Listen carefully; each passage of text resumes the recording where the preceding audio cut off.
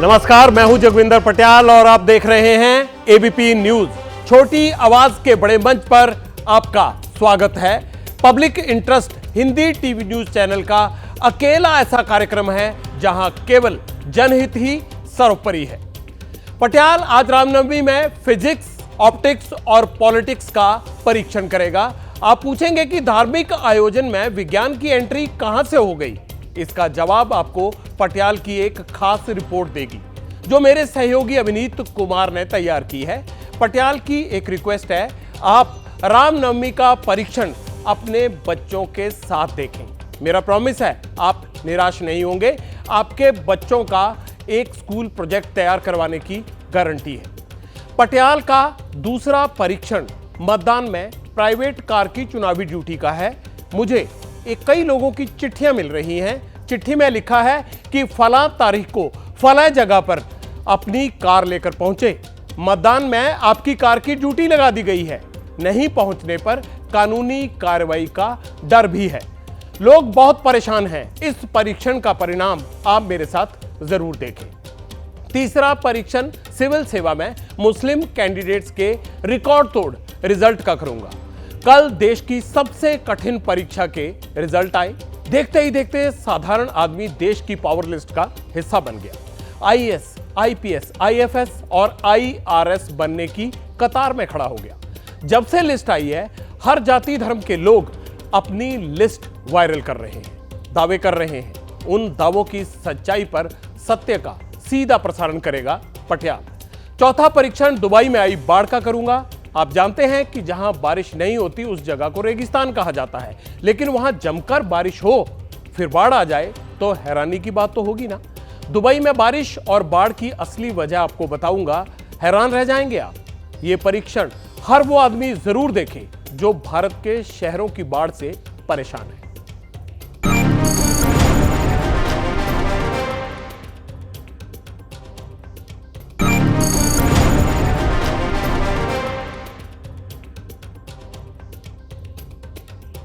आज रामनवमी है, आप सबको शुभकामनाएं।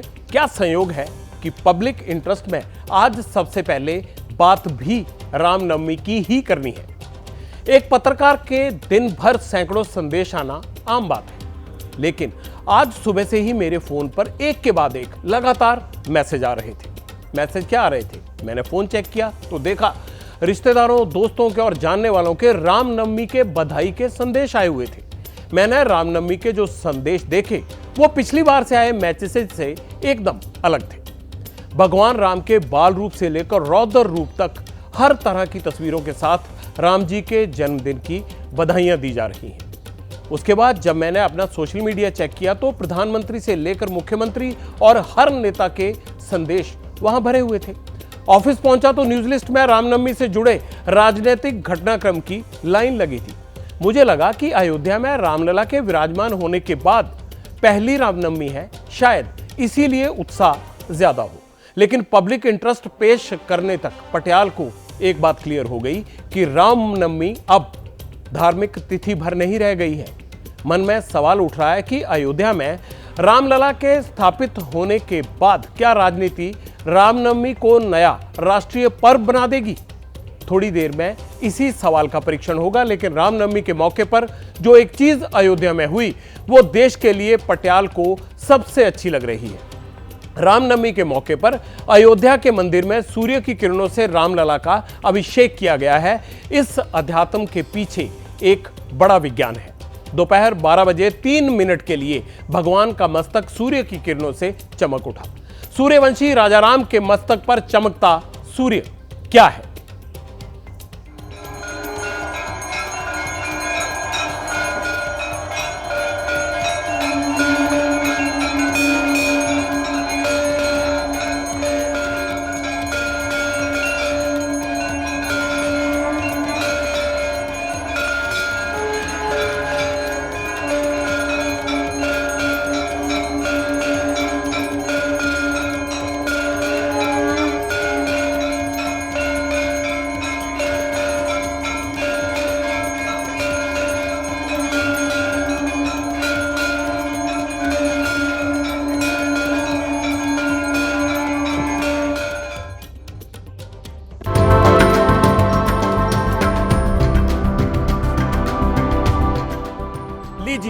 हम आ गए हैं वर्चुअल राम मंदिर की सबसे ऊपरी मंजिल पर।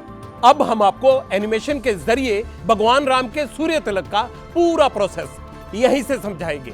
मेरे सामने ये जो आप खास आईना देख रहे हैं, ये एक रिफ्लेक्टिव मिरर है। सूर्य की किरण सबसे पहले इसी पर आकर पड़ती है। ये कोई साधारण आईना नहीं है।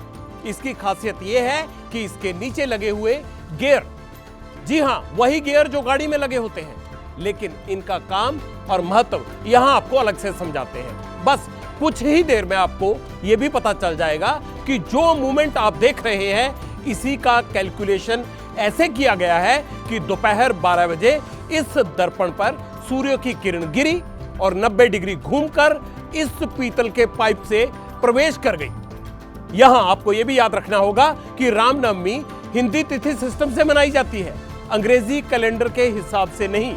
इसीलिए यहां गणना का काम चंद्र कैलेंडर की मदद से किया गया, ताकि हर साल निर्धारित समय पर सूर्य अभिषेक हो सके। इसी विज्ञान को सफल करने के लिए दर्पण के नीचे बने गियर रूम में 19 गियर की व्यवस्था की गई है। मिरर और लेंस के जरिए इस पूरे डिजाइन को तैयार किया गया। इसे फिजिक्स की भाषा में ऑप्टिको मैकेनिकल सिस्टम कहा जाता है। इस पूरी प्रक्रिया को सूर्य तिलक मैकेनिज्म बताया गया है। और अब मैं आपको यह बताने जा रहा हूं जो 3 फैक्ट्स बहुत महत्वपूर्ण हैं, उसे ध्यान से सुनिए। बेंगलुरु की एक कंपनी है जिसका नाम है ऑप्टिका। उसने लेंस और ब्रास का ट्यूब यानी पीतल की पाइप को बनाया है। इस पीतल के पाइप और लेंस की मदद से सूर्य तिलक होगा। उसका सिस्टम बनाने में 2 सरकारी संस्थान प्रमुख हैं। और ये कौन से संस्थान हैं? इंडियन इंस्टीट्यूट ऑफ एस्ट्रोफिजिक्स और सेंट्रल बिल्डिंग रिसर्च इंस्टीट्यूट। सूर्य की किरण यहां से भूतल पर मौजूद रामलला के माथे तक कैसे पहुंची, अब उस विज्ञान को भी आप समझ लीजिए। यहां पीतल के पाइप के भीतर एक और आईना लगा है, जहां से 90 डिग्री पर सूर्य की किरण सीधी नीचे जाने लगी। इस प्रक्रिया में पीतल के पाइप में 3 और लेंस लगे हैं, जिससे सूर्य की किरण की तीव्रता को बढ़ाया जा सके, ताकि गर्भगृह तक पहुंचने में उसकी रोशनी कम ना पड़े। 3 लेंस से गुजरने के बाद इस पाइप के जरिए सूर्य की किरण गर्भगृह में प्रवेश करने लगी।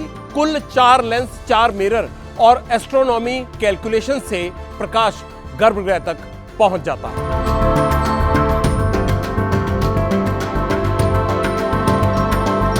अब हम वर्चुअल राम मंदिर के गर्भगृह में मौजूद हैं। चूंकि गर्भगृह चारों तरफ से बंद होता है, तो सूर्य की रोशनी को यहां तक लाना एक बहुत बड़ी चुनौती थी, जिसके लिए विज्ञान का सहारा लिया गया। बिल्कुल ऐसा ही है राम मंदिर, जिसके वर्चुअल दर्शन आप इस वक्त कर पा रहे हैं। मूर्ति के ठीक सामने उस पाइप का सिरा खुलता है जहां से रोशनी नीचे तक पहुंची है, और यहीं से सूर्य की रोशनी सीधे रामलला के माथे तक पहुंची। फिर जो हुआ वो विज्ञान और आर्किटेक्चर का कमाल है। रामलला के सूर्य अभिषेक की गणना इतनी सटीक थी कि 75 मिलीमीटर के आकार का सूर्य तिलक रामलला के माथे पर बना। छत से सूर्य की किरण ललाट तक आने का कुल समय 5 मिनट का रहा। सूर्य अभिषेक की अवधि करीब 3 से 3.5 मिनट की रही। मतलब मूर्ति के मस्तक पर सूर्य की किरण करीब 3.5 मिनट तक मौजूद रही। जब पूरे मंदिर का निर्माण हो जाएगा, तो यह सूर्य तिलक मैनेजमेंट पूरी तरह से लागू हो जाएगा। यह ऑप्टिको मैकेनिकल है। इसके लिए या इसे संपन्न करने के लिए किसी तरह की बिजली के करंट वगैरह की जरूरत नहीं होती है।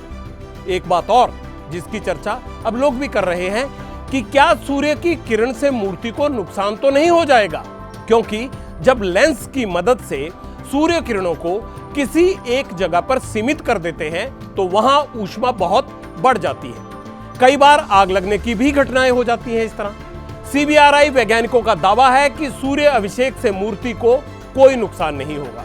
तो यह था रामनवमी का फिजिक्स और आर्किटेक्चर। इसे आप अपने बच्चों को जरूर दिखाएं, क्योंकि उनके ज्ञान में इजाफा होगा।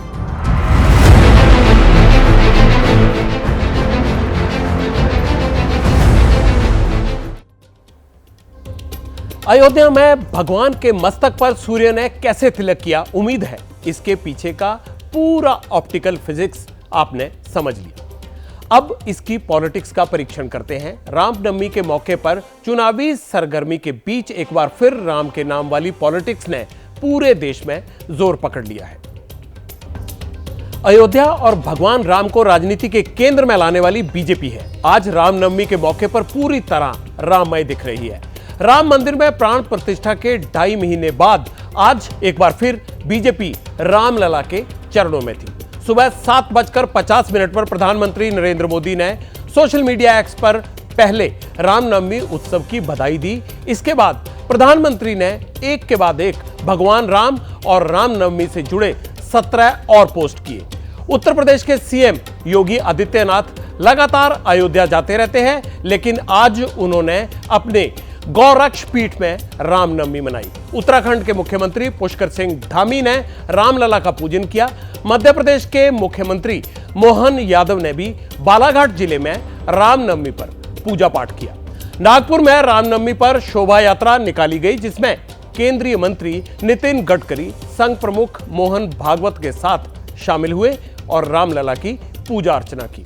यानी आज बीजेपी का जो भी चेहरा जहां भी मौजूद था, सबकी जुबान पर रामनवमी का उत्सव था। राम लक्ष्मण जानकी जय बोलो हनुमान की जय। जय श्री राम, जय जय श्री राम। प्रभु राम जी के जन्मदिन को मनाने के लिए अयोध्या की धरती पर किरण के रूप में उतर रहे हैं। पूरे देश में एक नया माहौल है। इस बार की नवमी अत्यंत महत्वपूर्ण तिथि है। लगभग 500 वर्षों के उपरांत मर्यादा पुरुषोत्तम प्रभु श्री राम की पावन जन्मभूमि पर उनके पावन जन्मोत्सव का कार्यक्रम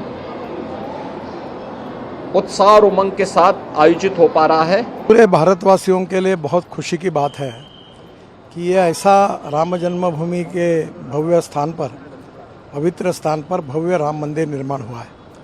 प्रभु रामचंद्र हमारे इतिहास, विरासत और संस्कृति के प्रतीक है और सभी भारतवासियों को उनके प्रति प्रेम, आदर और श्रद्धा भी है। राम नाम के सहारे राजनीति में बीजेपी शून्य से शिखर तक जा पहुंची, जबकि उसके विरोधी दल बीजेपी के राम मंदिर मुद्दे का विरोध करते रह गए। पटियाला अब आपको दिखाएगा कैसे अयोध्या और राम मंदिर से दूरी बनाए रखने वाले राजनीतिक दल और नेता भी इसमें अपनी हिस्सेदारी तलाश रहे हैं। राम के नाम पर राजनीति की एक नई जमीन बंगाल में बन चुकी है। बंगाल में बीजेपी से सीधी लड़ाई लड़ रही ममता बनर्जी पिछले साल रामनवमी के जुलूस मुद्दे पर अदालत तक घूम आई थी, लेकिन अब राम नाम के सहारे तुष्टीकरण के दाग धोना चाहती हैं। बंगाल में पहली बार ममता सरकार ने रामनवमी पर सरकारी छुट्टी घोषित की है। जगह जगह रामनवमी की शोभा यात्राएं निकाली। पहले रामनवमी जुलूस पर हिंदूवादी संगठनों और बंगाल सरकार में टकराव होता था, लेकिन इस बार खुद ममता बनर्जी की पार्टी रामनवमी शोभा यात्राएं निकाल रही है, क्योंकि लोकसभा चुनाव में ममता बनर्जी को बीजेपी एक बार फिर कड़ी टक्कर देती दिख रही है। राम का नाम बंगाल से लेकर दिल्ली तक चल रहा है। दिल्ली में आम आदमी पार्टी की सरकार ने आज रामनवमी के मौके पर अनूठा प्रयोग किया। आम आदमी पार्टी ने अपनी पार्टी का नाम और राम राज्य को जोड़कर एक वेबसाइट लॉन्च कर दी है। दिल्ली के सीएम अरविंद केजरीवाल के जेल जाने को उनकी पार्टी संघर्ष बता रही है, लेकिन सिर्फ केजरीवाल की पार्टी ही नहीं, बल्कि बहुत से दल राम के नाम पर तैयार हुई राजनीतिक जमीन में अपने लिए जगह तलाश रहे हैं। राम राज्य को लेकर हमारी जो कल्पना है उसको हम जमीन पर पूरा करके दिखाएंगे, उसके लिए संकल्पबद्ध हैं। रामनवमी करोड़ों लोग हजारों वर्ष से मनाते चले जा रहे हैं और एक राम मंदिर नहीं है, हजारों राम मंदिर इस देश में हैं ऑलरेडी। और इसमें तो उन्होंने सब अधूरा प्राण प्रतिष्ठा वगैरह की है। सारे जगतगुरु शंकराचार्य उसके विरोध में थे। ये ठीक नहीं है, अशुभ हुआ है और ये इनके लिए वो घातक होगा। भगवान राम को दंड दे। इन्होंने ठेका ले रखा है। इलेक्शन के वक्त में इनको भगवान भी याद आ जाता है, उसके पहले तो इनको भगवान याद ही नहीं आता है।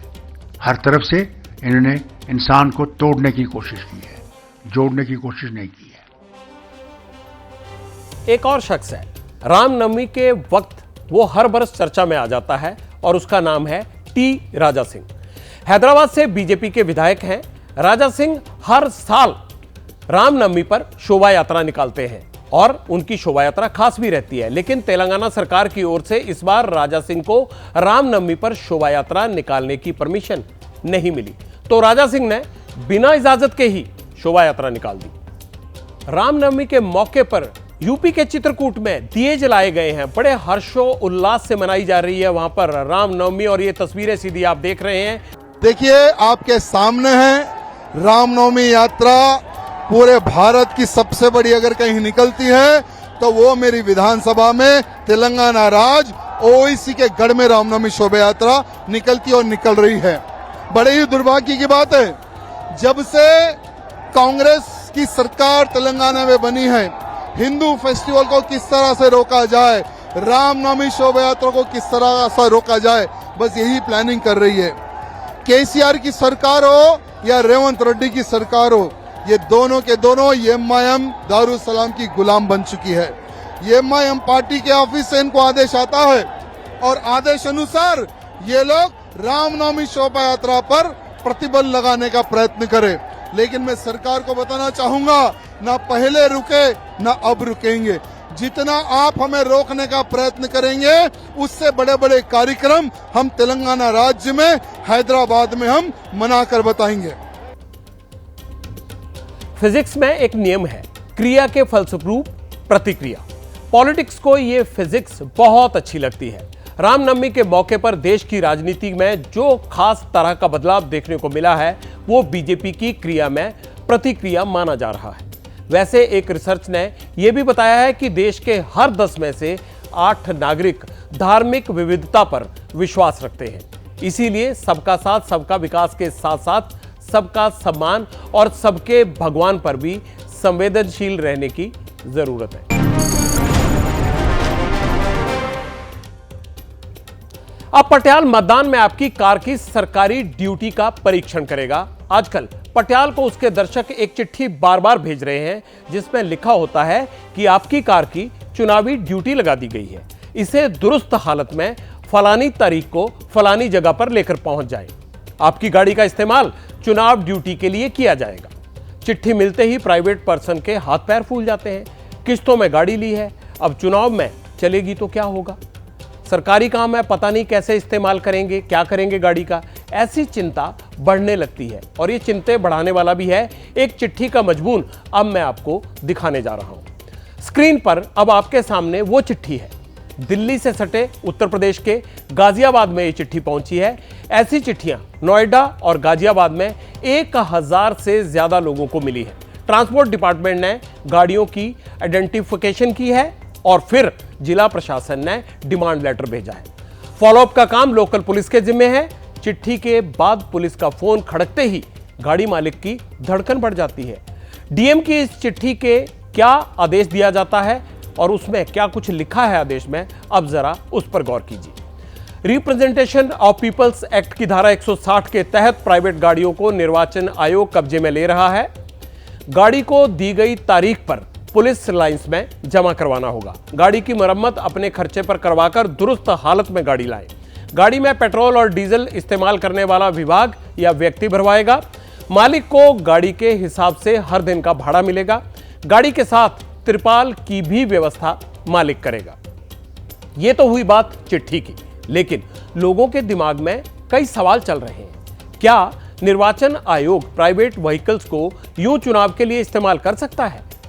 चुनाव ड्यूटी के लिए गाड़ी देना मजबूरी है या फिर इससे इनकार भी किया जा सकता है? और अगर कोई गाड़ी ना जमा कराए तो क्या होगा? ये सब सवाल उन लोगों के दिमाग में है जिनको गाड़ी को लेकर डिमांड लेटर आ रहे हैं। सवालों के जवाब के लिए हमारी टीम ने गाजियाबाद के संभागीय परिवहन अधिकारी केडी सिंह गौड़ से जानकारी लेने की कोशिश की। ये वही अधिकारी हैं जो अपने इलाके में चुनाव के दौरान परिवहन की व्यवस्था को देखते हैं। उन्होंने हमें क्या बताया, ध्यान से सुनिए, क्योंकि इसमें आपके सवालों का जवाब है।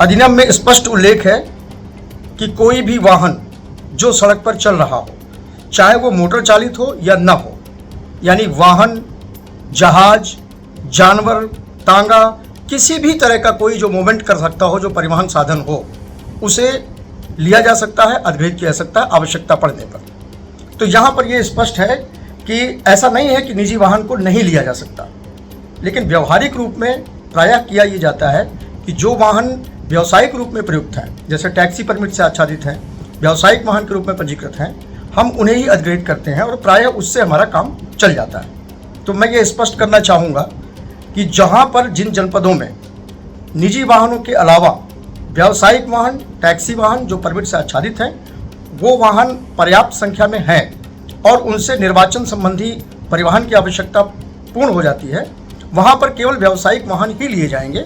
और इसलिए जो व्यक्तिगत रूप में जो प्रयोग किए जा रहे हैं वाहन, जैसे आदमी अपने घरेलू काम में यूज़ करता है, वो उसके निजी काम में प्रयुक्त होते हैं, उसका कोई व्यावसायिक प्रयोग नहीं होता, ऐसे वाहनों को हम नहीं ले रहे हैं।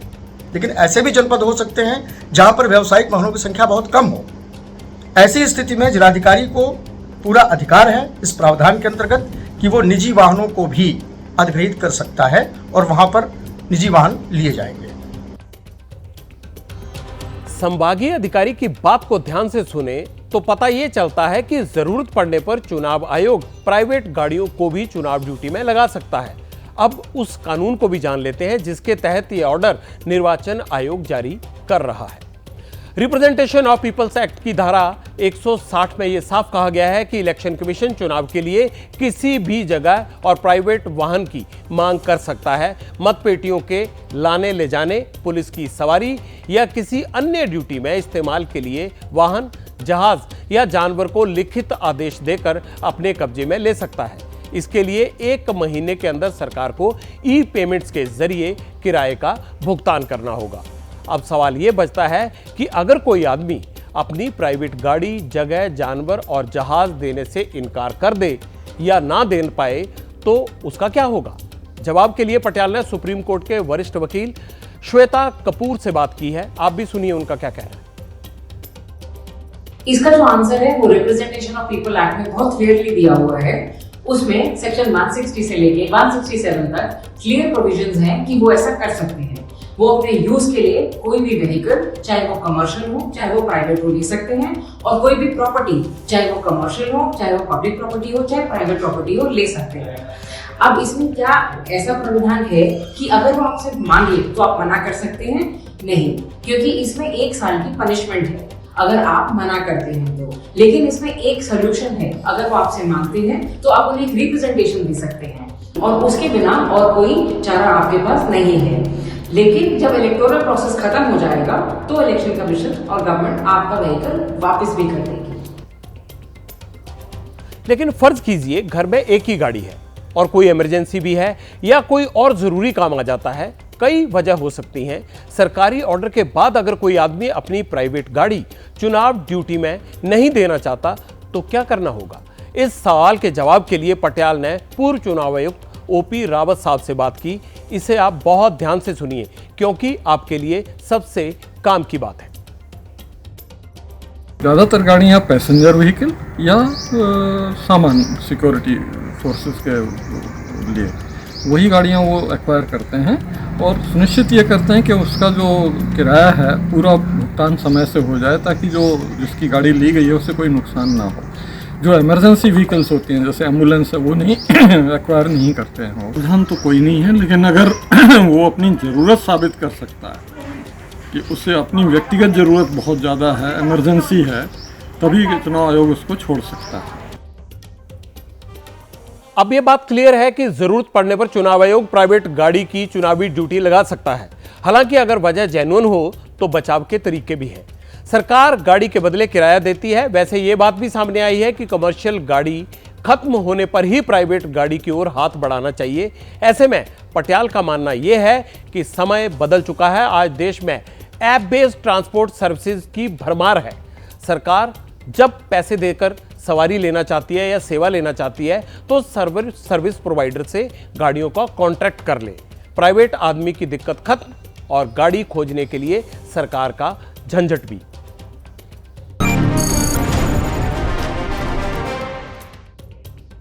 अब पटियाल यूपीएससी में मुस्लिमों के रिकॉर्ड तोड़ सक्सेस का परीक्षण करेगा। कल देर शाम अखिल भारतीय सिविल सेवा परीक्षा का फाइनल रिजल्ट आया। 350 डीएम और एसपी चुने गए। इसके अलावा पूरे देश में नौकरी करने वाले 666 दूसरे अधिकारी भी सफल हुए।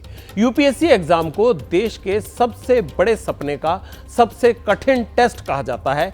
इस लिस्ट से देश के हजारों घर खुश हैं। करोड़ों लोगों को लग रहा है कि उनके घर में भी ये खुशी आ सकती है।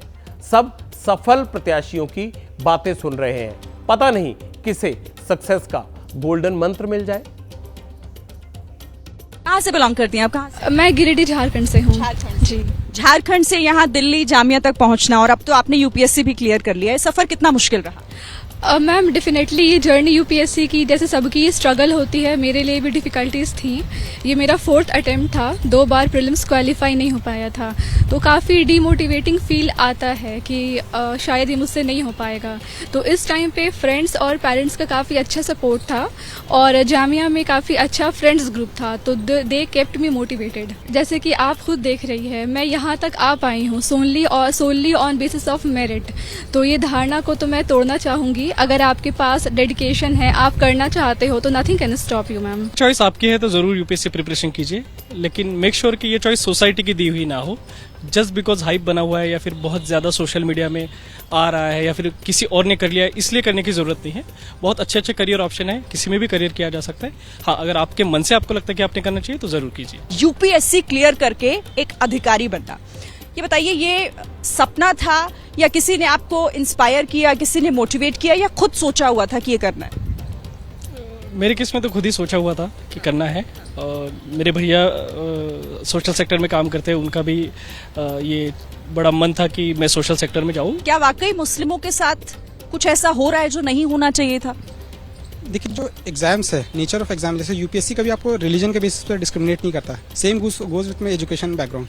मैं जब स्कूल गया, कॉलेज गया, कुछ मुझे रिलीजन बेसिस पर डिस्क्रिमिनेट नहीं किया गया या नहीं किया गया तुम पीछे जाओ, आगे जाओ। तो मेरिट और आपका डेडिकेशन, इंस्टीट्यूशन हमेशा आपको सपोर्ट करेगा। अब आपके ऊपर है कि आप कैसे आगे आओ।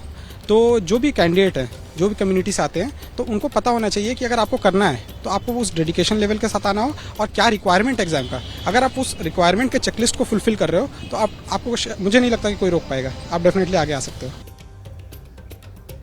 लेकिन इसी खुशी के बीच में सोशल मीडिया में कुछ मैसेज बहुत वायरल हैं। इनमें से एक मैसेज मैं आपको सबसे पहले दिखाता हूं। मैसेज व्हाट्सएप के जरिए लोगों के पास पहुंच रहा है। इसमें लिखा है, यूपीएससी में इस साल 50 मुस्लिम चयनित हैं।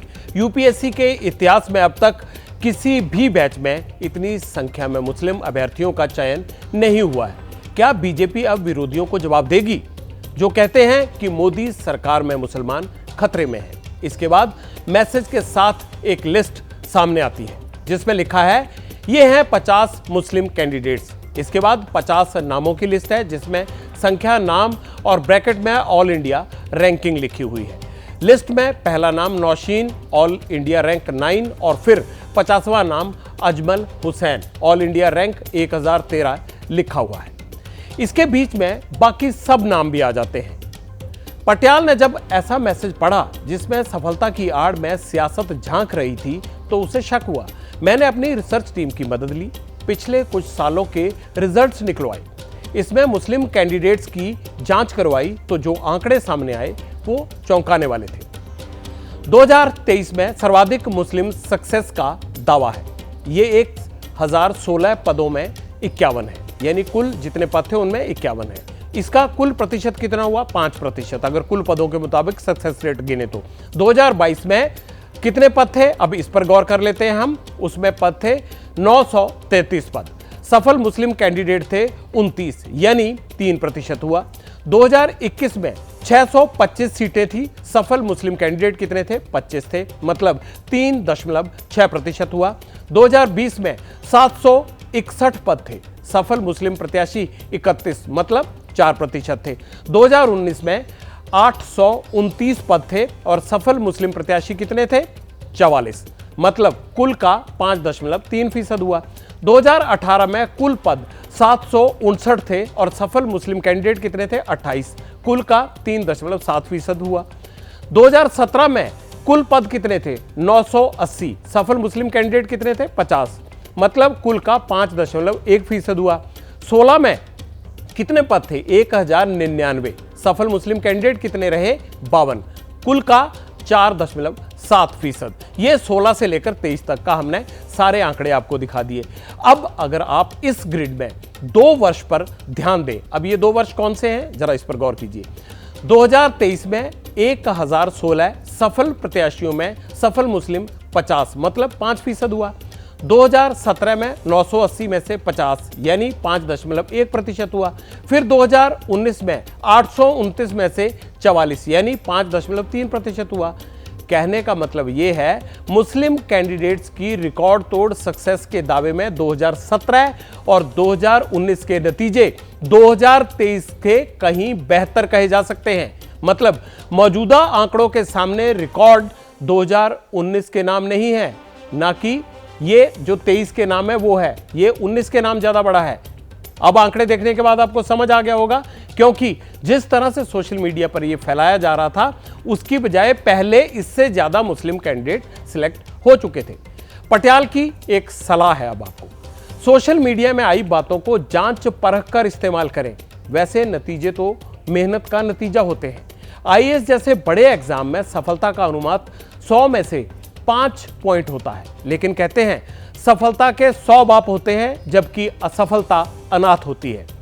जब से नतीजे आए हैं हर जाति धर्म के लोग अपनी अपनी लिस्ट जारी कर रहे हैं। एक लिस्ट मुझे और मिली है, इसमें आईएएस टॉपर की फोटो लगाकर एक जाति विशेष के बारे में दावा किया जा रहा है।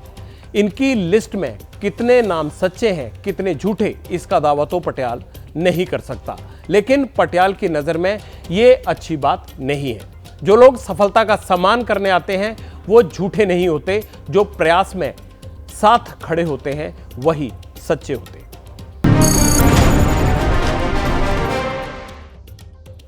अब पटियाल दुनिया के सबसे चमकदार शहर दुबई के संकट का परीक्षण करेगा। इसमें भारत के लिए भी बड़ा संदेश है।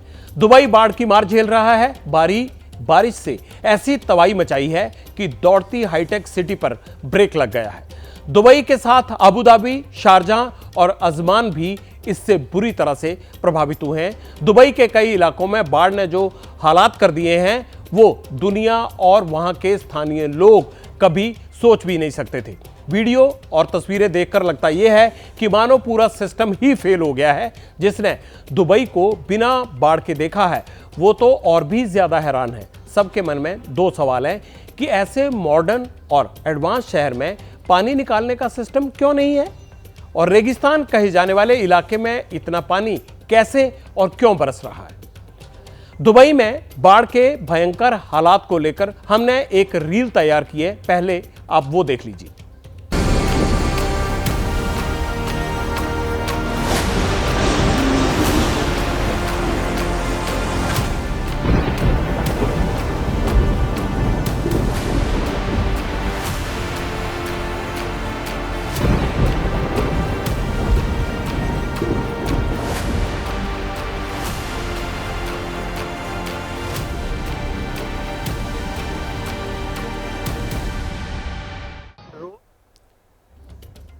पहली तस्वीर दुबई एयरपोर्ट की है। प्लेन की रफ्तार पर ब्रेक लग गया है, रनवे पर पानी भर गया है। पानी इतना है कि प्लेन के टायर तक नजर नहीं आ रहे हैं। प्लेन उड़ने की जगह खड़े हैं, कतार में इंतजार कर रहे हैं।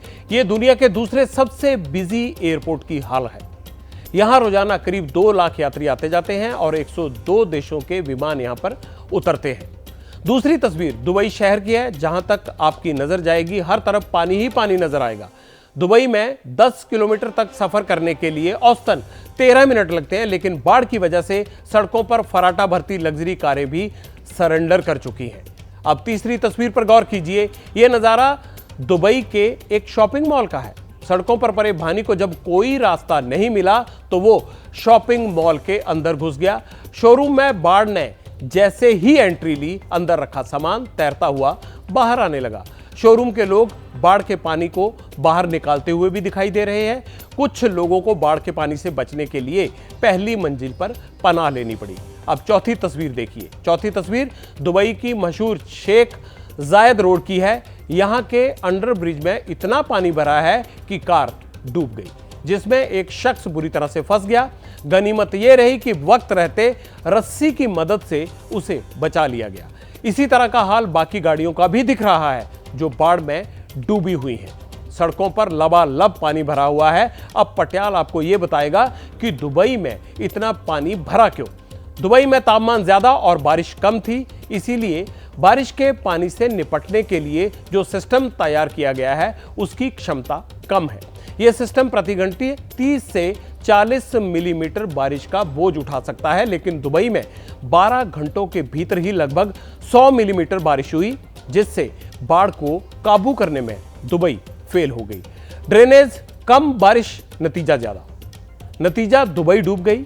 पिछले 3 साल से ज्यादा बारिश के कारण हो रही दिक्कत को देखते हुए बड़े कदम उठाए जा रहे हैं दुबई में। अब Dubai deep tunnel storm water system पर काम कर रहा है, जो 2 साल में तैयार हो जाएगा।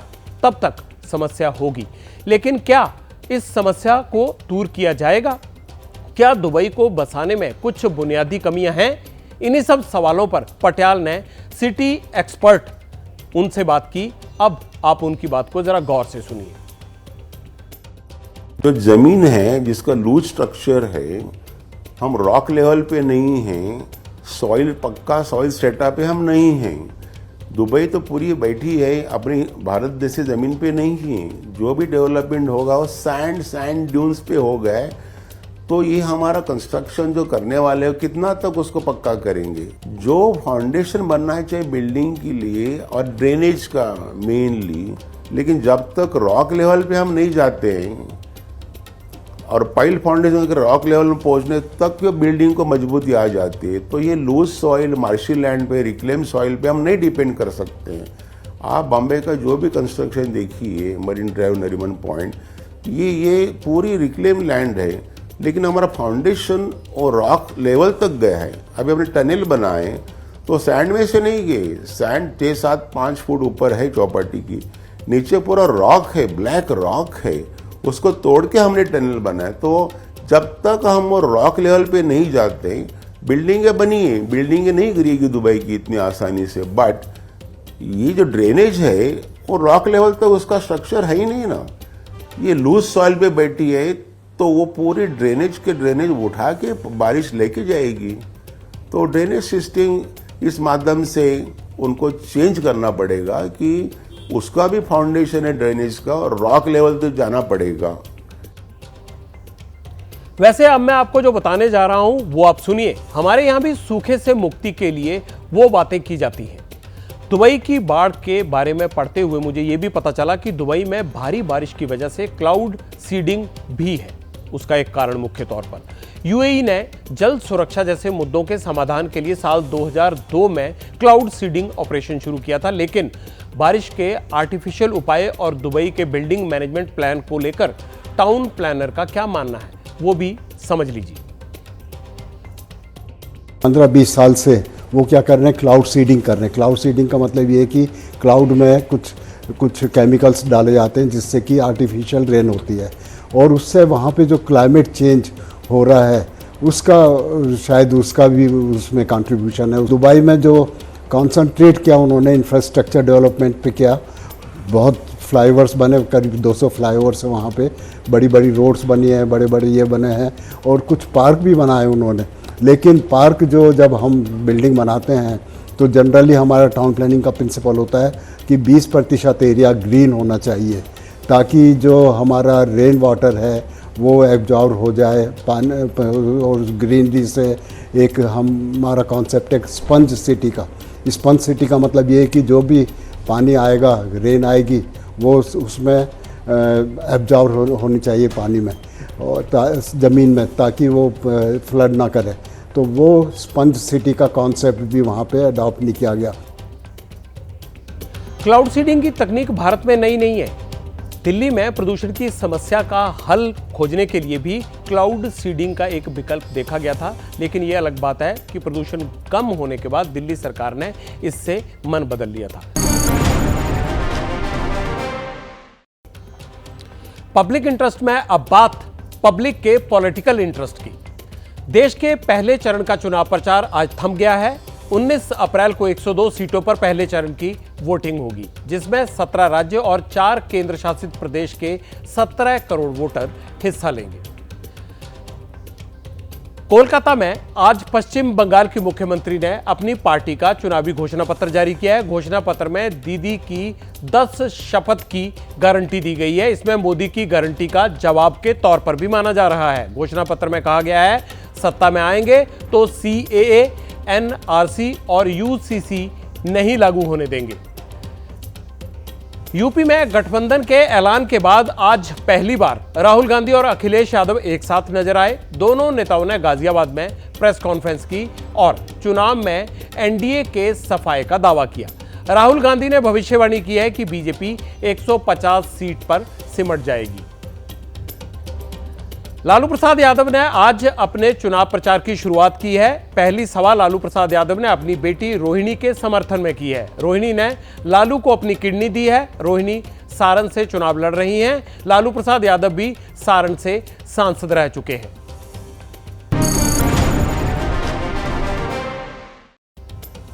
अब न्यूज यू कैन यूज, जिंदगी को आसान बनाने वाली खबरें। देश में बिकने वाले 36 प्रोटीन सप्लीमेंट का परीक्षण हुआ। 70% प्रोटीन उत्पाद में उपभोक्ता को दी गई जानकारी सही नहीं पाई गई है। जांच में जो पता चला है उसके मुताबिक 8% सैंपल में 14% तक कीटनाशक पाए गए हैं। Protein powder, protein bar, herbal supplement में भी कमियां पाई गई हैं। इसके अलावा इसमें भारी मात्रा में शुगर भी मिला है, जो डायबिटीज के लिए बहुत ही जोखिम भरा हो सकता है। पहले चरण का चुनाव प्रचार खत्म हो गया है। जैसा कि हम अभी आपको बता रहे थे, 19 अप्रैल को पहले चरण के लिए 102 सीटों पर वोटिंग होगी। लेकिन इस वोटिंग से पहले पीएम मोदी ने पहले चरण के बीजेपी और NDA के सभी उम्मीदवारों को एक चिट्ठी लिखी है। चिट्ठी में पीएम ने सभी उम्मीदवारों को रामनवमी की शुभकामनाएं दी हैं और 2047 तक 24 घंटे जनता की सेवा में रहने की गारंटी देने की बात भी कही है। तो इस चिट्ठी में सबसे महत्वपूर्ण बात यह निकल कर आई है कि 2047 तक के रोड मैप पर गारंटी देने और जनता की सेवा में हाजिर रहने की बात की है पीएम ने इस चिट्ठी में। चलिए, पब्लिक इंटरेस्ट में आज इतना ही, लेकिन आपसे फिर कल रात 9 बजे मुलाकात होगी और इधर ABP न्यूज पर खबरों का सिलसिला यूं ही चलता रहेगा। अब मुझे दीजिए इजाजत। नमस्कार।